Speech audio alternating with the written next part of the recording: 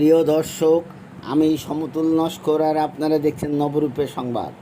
আজকের খবর, হুগলি জেলার খানাকুলের ১ নম্বর ব্লকের কাবিলপুর জয়রাম চকে বন্যা দুর্গত ক্ষুধার্ত ১২০০ মানুষকে রান্না করা খাবার ও চিকিৎসা পরিষেবা দেন নদিয়া জেলার শিকারপুর অন্বেষণ মিশন ট্রাস্টের পক্ষ থেকে, এবং সাথে সাথে ৪০০ জনকে চিকিৎসা পরিষেবা দেওয়া হয় বলে এই সংস্থার সভাপতি মাননীয় রাহুল মণ্ডল মহাশয় আমাদের প্রতিনিধিকে জানান।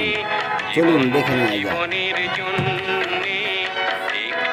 সহানুভূতি কি মানুষ পেতে পারে না ও বন্ধু, মানুষ মানুষের জন্যে।